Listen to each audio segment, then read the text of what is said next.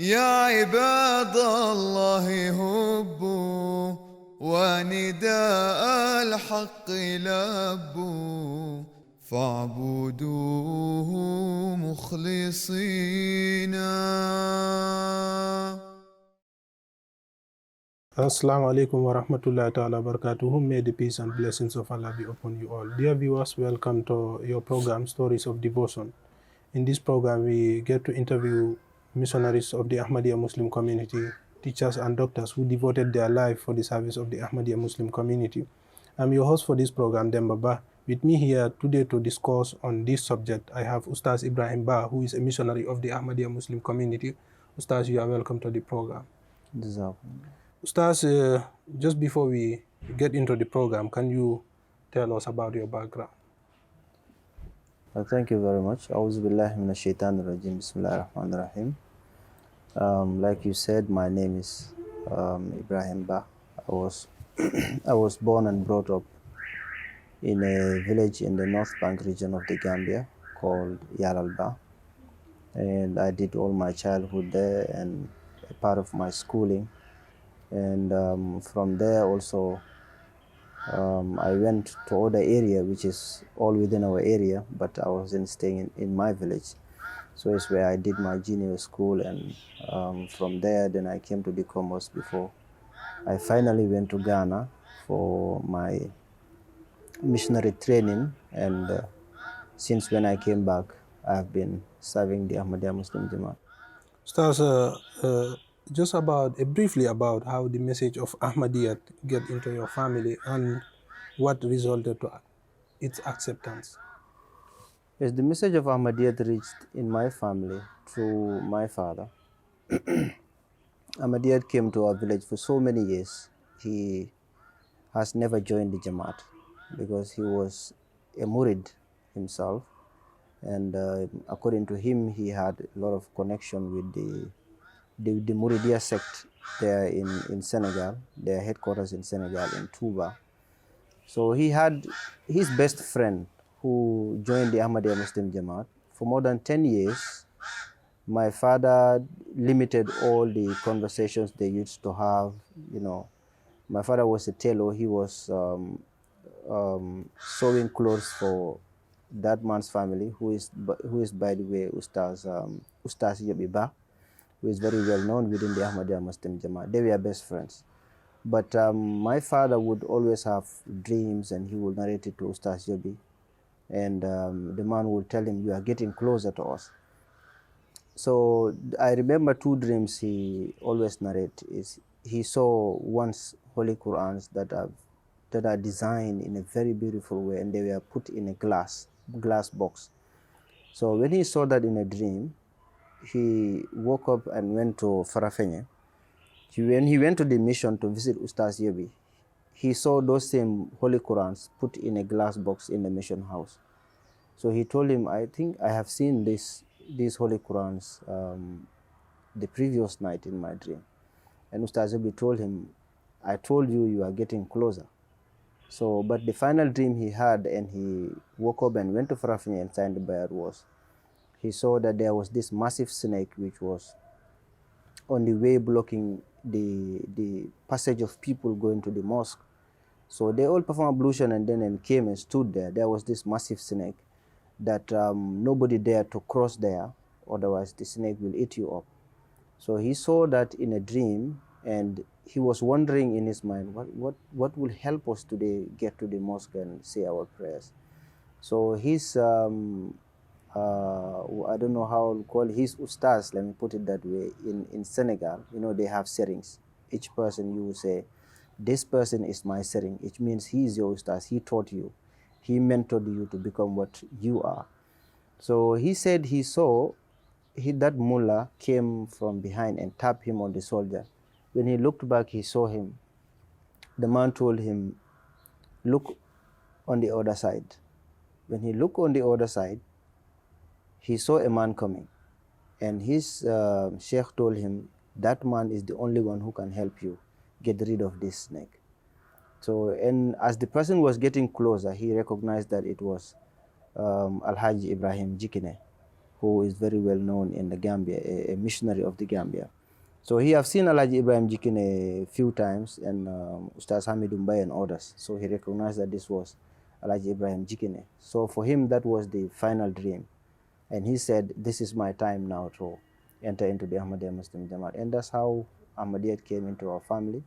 And fortunately, me and some of my brothers, we were born in the Ahmadiyya Muslim Jamaat. Thank you so much, Ustaz. You've been born in the Ahmadiyya Muslim Jamaat, and then you therefore decide to join the Ahmadiyya Muslim Missionary Training College, that is Jamia Ahmadiyya. So you might have been inspired by somebody, or by something must have inspired you to join the Ahmadiyya Muslim Missionary Training College. If you can share with us. Yes, for me, it has never crossed my mind to be a missionary. That was not what I wanted to do. I was into football and I was into going to school, so I had two choices. If I cannot be a footballer, I can be a doctor. These were the only two that I have in mind. But it so happened that I came on the holidays at home, and my father said, there are people who are going to Ghana for studies. I said, what studies? He said, they are going to train ustazis. And he did not even listen to what I wanted to say. He simply said, I want you to go. And I just said yes. And that's how I went for that training.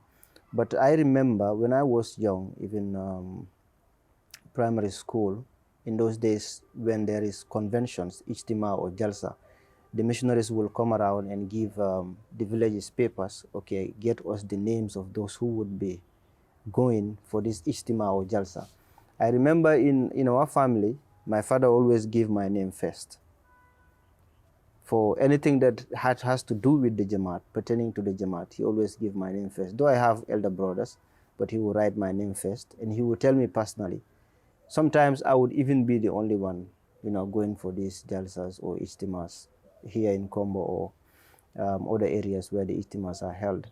So I remember my father always, whenever it is a Jamaat convention, he will prefer me over the rest. Also, there are other things that he preferred my brothers, but when it comes to Ahmadiyya Muslim Jamaat, he will say, you go. So in that instance, when he said, I want you to go, I simply said yes, and I went. But I have no regrets in becoming a missionary. Thank you so much, Ustaz. Being sometimes in Africa here, we have extended family. When somebody decides to do something, there might be some things, or they might end up saying a lot of things. Was this the case when you decided to become a missionary in your life? Yeah, for me, it was a very short period. So people did not even have to have a say in what I wanted to do or what my father wanted me to do. Although he has brothers, some of whom were not in for Ahmad yet, and he always had those fights with them. And I'm sure they must have gone through, in those days, children were not called into elders' meetings. Like when an elderly person make a decision, you have to respect that decision. If they're going to discuss it too, it will be in private, like they only the brothers.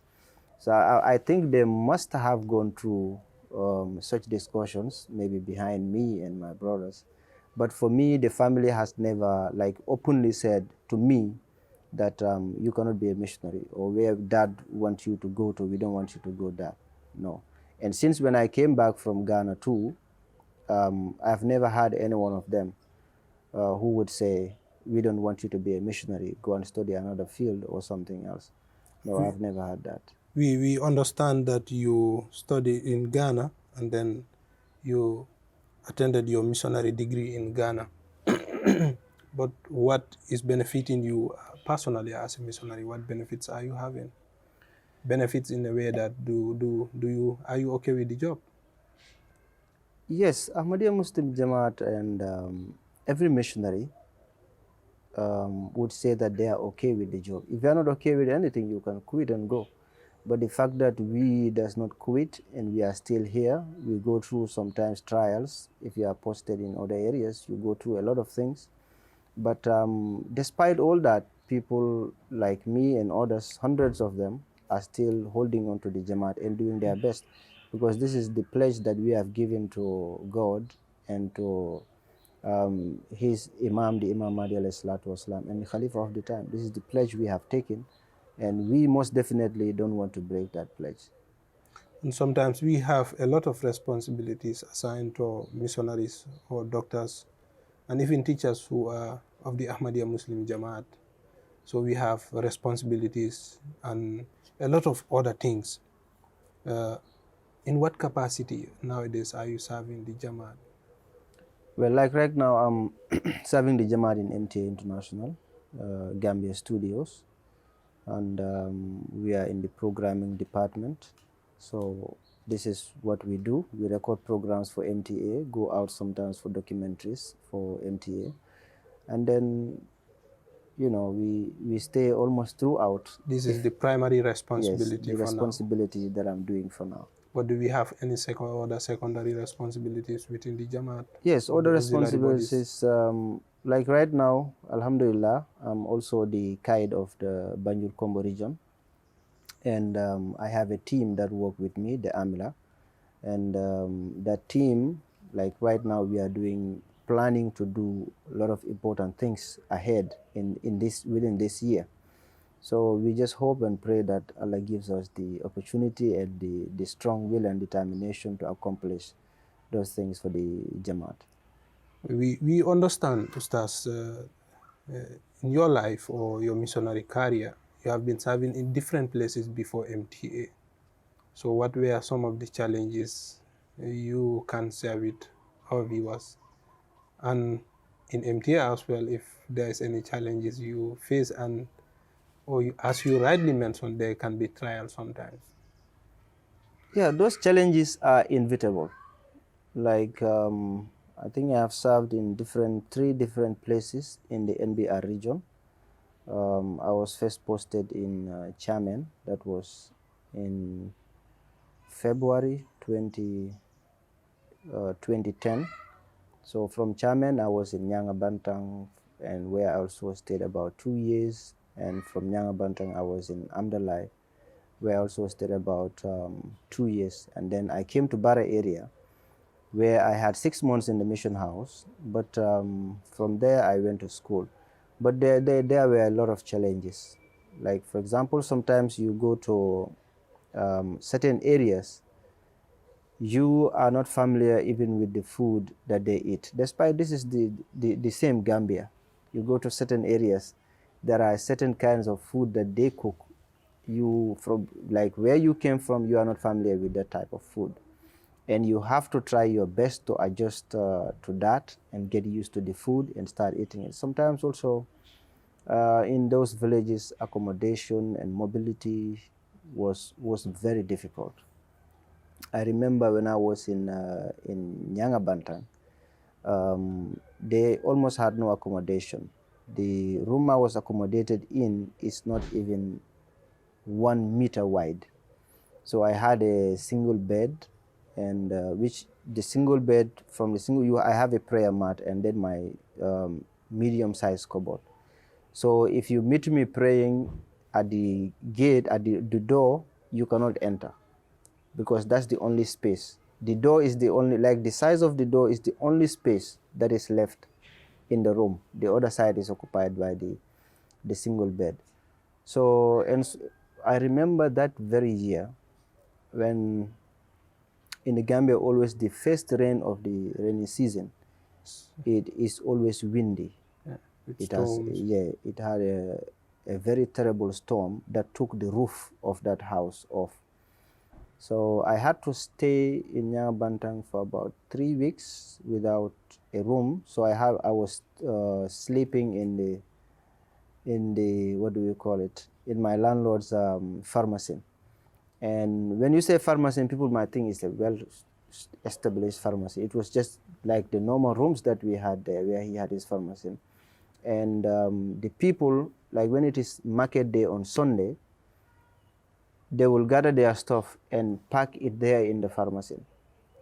So you had all those stuffs and those local bed they make that they were put together, about 1, 2, about 3 of them. So I will climb onto the third one. It's where I will spend the night. It's very close to the roof, like the corrugate roof. So I spent about 3 weeks in that condition. And when I saw that nothing changed, despite trying to contact those who were supposed to do something to alleviate that kind of situation. And that year I had to go home, spend the rest of the rainy season at home. It was when the rainy season was done that I was finally transferred from Nyangabantang to Amdalai. So we had those challenges. Even I was too in Amdalai, mobility was very difficult. Sometimes we have to walk that 14 kilometers, sometimes 7 kilometers. You walk from where you are posted to the town, to the closest town. And in those days too, I was not married, so I had to cook for myself. And I depended only on Mondays, that is the Lumo days in Wasu, when I will buy some of the stuff I need and I keep them until the next Lumo day. So the best mobility there was a bicycle or a horse cart. So the horse carts also you have to pay from where you are to the town nearest to you. You have to pay and to and fro all. And even the road was not that good. Yeah. People who have been there, they know. Still now the road is not good. Yeah. So Ustaz, that we'll just move to the next distinct aspect of this program, that is faith-inspiring incidents. You know, we have people that who will tell you they meet the Khulafa of the Ahmadiyya Muslim Jamaat, or they have witnessed many faith-inspiring incidents. Do you have any kind of those incidents? Well, for me, where I would start from would be, you know, when you are young, you have that passion for doing something. And everyone who knows me know that I was 100% into football. But there would be some times that I will come back from school, the short verses and their translation that I know, that I've been taught that very day. Sometimes I will come back, like it will be around 4 p.m. and that's the time we always normally go for football training and other stuff. Sometimes I will find myself reciting those verses at their translation until it will be Maghrib. Before I realize I'm on bed, before I realize the time for football is already gone. So for me, that was when my dad said, you have to go for this training and then you become a missionary. It was later on that I understood that there is something in me that my father have seen that I did not. And I would also say that I was not trained to like read the Yasin Quran like we have our kids today, read the Yasin Quran and this. We have read it before, but I wasn't even good at it. I was never good even at Yasin Quran. So when I was going to Gambia, I can remember I was still in page 15.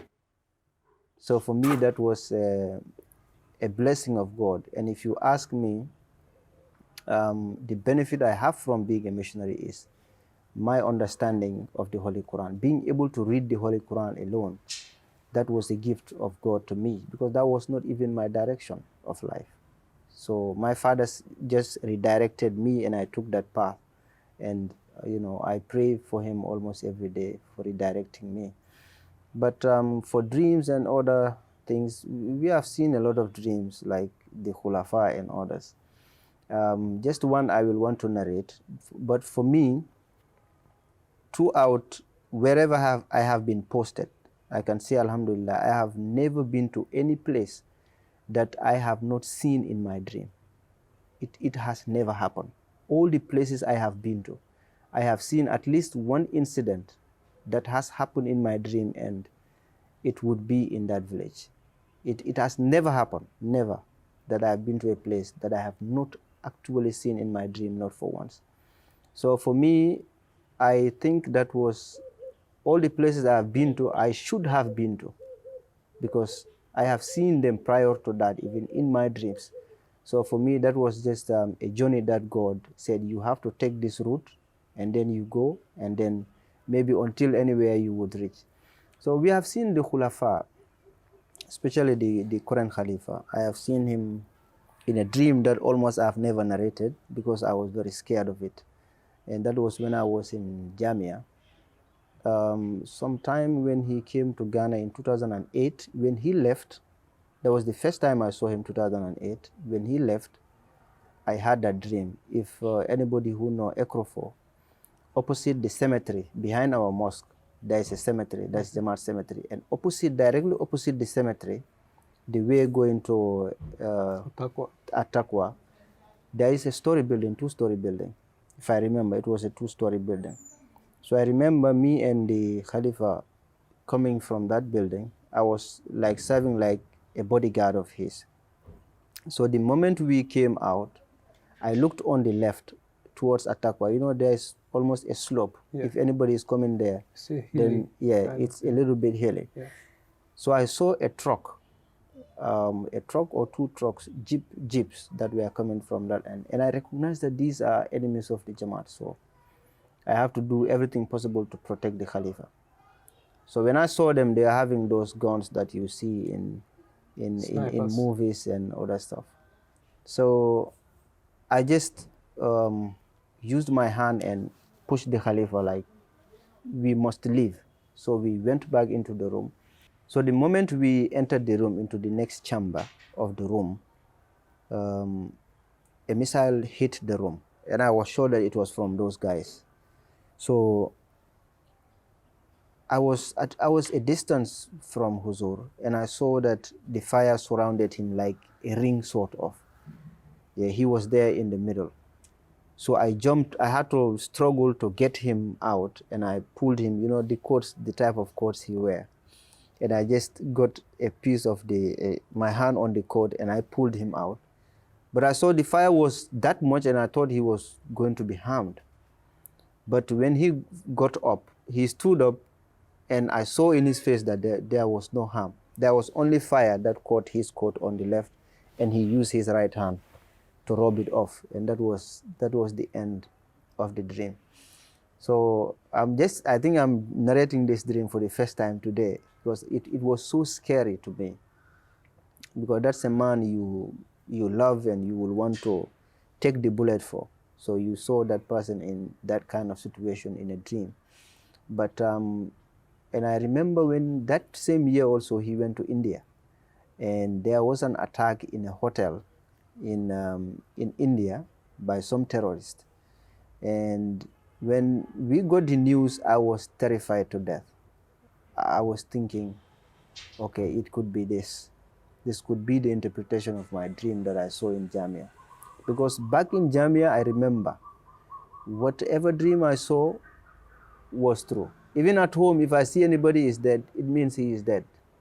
That's it. No other interpretation. So when I saw that, I was terrified. So when that happened in 2008, until Huzur was finally brought back to UK, and I said, Alhamdulillah. But the dream in particular about Huzur was the one that hit me the hardest. Very nice, inspiring incidents, as you rightly mentioned. And these are things that you have witnessed, and there are a lot of other things. But then we still have some youngsters of the Ahmadiyya Muslim community who would like to become missionaries. Do you have any advice for them? Yes, my advice to them would only be true to yourself.